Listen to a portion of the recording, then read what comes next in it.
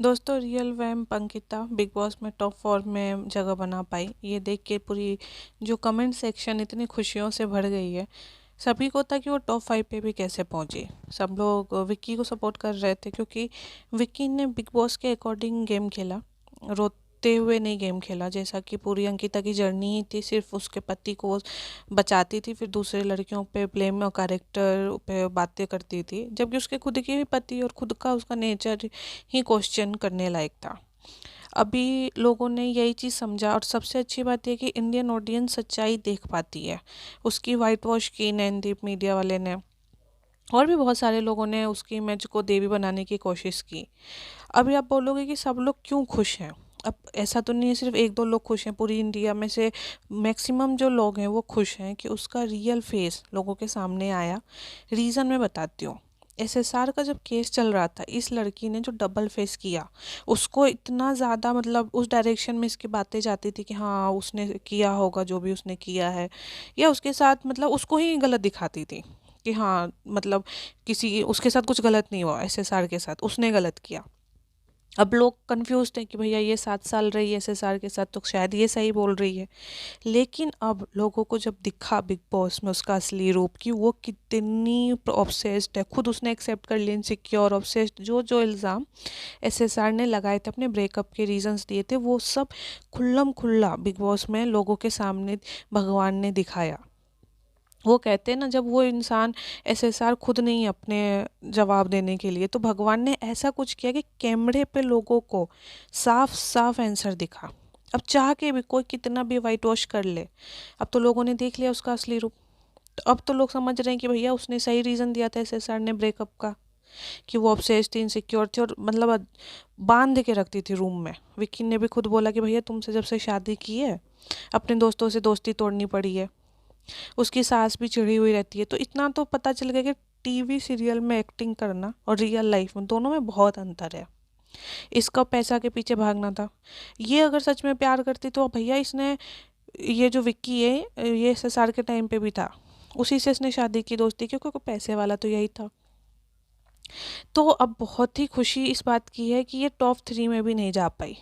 अब इसको खुद समझ में आएगा कि इसने जो इसके माइंड में ये बैठा था कि लोग इसको बहुत बेचारी समझते हैं, बहुत सीधी सादी समझते हैं, इसके साथ एसएसआर ने गलत किया, पति इसके साथ गलत करता है, सास इसके साथ गलत करती है, ये सबसे दूध की धुली हुई है। लेकिन बिग बॉस में ये पता, शुरू में तो देखो यार यही था, 1 महीने तक इसका जो माइंड में था स्टोरी कि लोगों के सामने जो नैरेटिव रखेगी अपने लिए, वही चल रहा था। फिर भगवान ने बोला अभी अगर मैंने पोल खोल दी बिग बॉस की शुरुआत में तो लोग भूल जाएंगे, इसका पोल खोलना है एंड में। तो अक्सर अभी लोग जो खुशियाँ मना रहे हैं इतना कि चलो शुक्र है आज के ही टाइम पे, जो भगवान का होता है ना प्लानिंग, वो बेस्ट होता है। अगर शुरुआत के दिनों में इसका पोल खुला होता तो एंड तक में ये अपने आप को शुद्ध सावित्री दिखाई देती, लेकिन भगवान ने मौका ही नहीं दिया। ऐसे लास्ट मोमेंट में इसका पोल खोला कि एकदम लोगों के मतलब माइंड में एकदम इसका जो रियल इमेज है वही बना रहे। लास्ट के वीक में इसका पोल खुला, अगर आपने नोटिस किया होगा। तो अगर हम लोग किसी चीज़ पे रिव्यू देते हैं, देखो हम लोग का कोई इंडस्ट्री से लेना देना नहीं है, ना एसएसआर, ना अंकिता, ना दुनिया के बाकी लोग हमारे कोई रिश्तेदार हैं। हमारा जो चैनल का काम है कि रिव्यू देना, हमें क्या फ़ील हुआ। हो सकता है वो कभी गलत फ़ील हो कभी सही, लेकिन मोस्टली अगर आप देखोगे जो हम लोग होते हैं जिनका हमारा इंडस्ट्री से कोई लेना देना नहीं है, जैसे नयनदीप मीडिया वाला, उसका फैमिली रिएक्शन है, रिलेशनशिप अंकिता के साथ, तो उसका बायस्ड रहता है। हमारा इसीलिए हम लोग रिव्यू देते हैं और मैक्सिमम लोगों से वो मैच करता है, क्योंकि हमारा किसी से कोई लेना देना नहीं ना, हम फेस टू फेस मिले होते हैं। हम पहले ऑब्जर्व करते हैं, उनके कंटेंट को देखते हैं, रियल फेस जो उनका है, एक्टिंग वाला फेस, सबको कंपेयर करते हैं।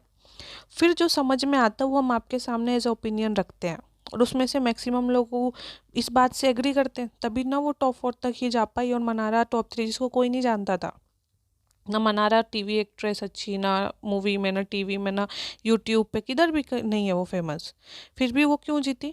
क्योंकि उसका ऐसा कोई इमेज नैरेटिव दूसरों के प्रति सेट नहीं किया, उसने खुद को अच्छा बनाया, उसने खुद को बुरा बनाया। अंकिता का शुरू से ही जो काम रहा है वो रहा है लोगों के प्रति नैरेटिव सेट करना। अरे भाई तुम दुनिया में आए हो, तुम अपना ज़िंदगी जियो, तुम्हें क्या मतलब है कि एसएसआर कैसा था? उससे ब्रेकअप कर ली ना, ब्रेकअप के 3-4 साल हो गए थे ना, तुम कौन होती हो बताने वाली एसएसआर कैसा है? भैया तुम्हारा पति है, तुम अपने पति पे इमेज बताओ कि हाँ तुम्हारे पति ने लड़कियों के साथ गाना गाया, छेड़खानी की। तुम उन लड़कियों का नैरेटिव क्या सेट कर रखी हो?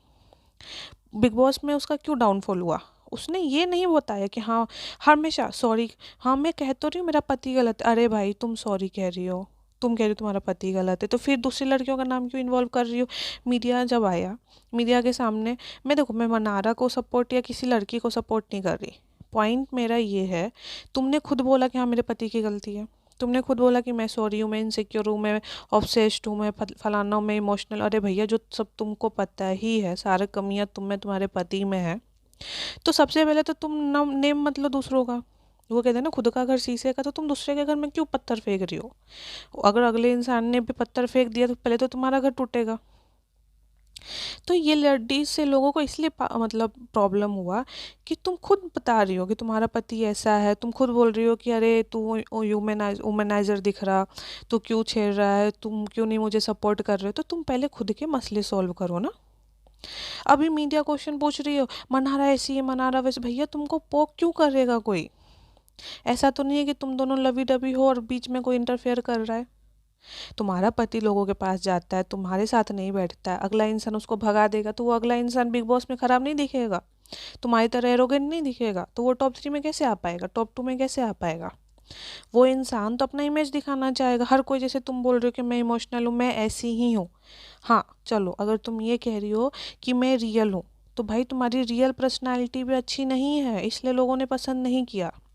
एक तो ये बिग बॉस के जितने कंटेस्टेंट हारे हुए हैं, वो कहते हैं ना हम रियल थे, हम रियल थे, हमने जैसे थे वैसे किया। तो मान लो अगर तुम रियल थे, तो लोगों ने तुम्हारी रियलिटी को नहीं पसंद किया।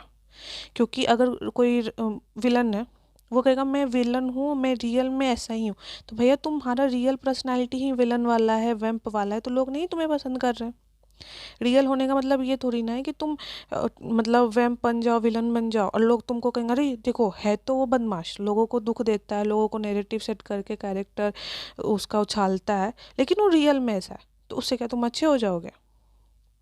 तो जितने भी अंकिता के लोग कह रहे हैं, वो जैसी भी थी रियल थी, उसके इमोशंस रियल थे, लोगों को पसंद करना चाहिए था, वही तो कह रहे हैं। अगर उसका एक्टिंग था, रियल था, जो भी था, वो गलत था।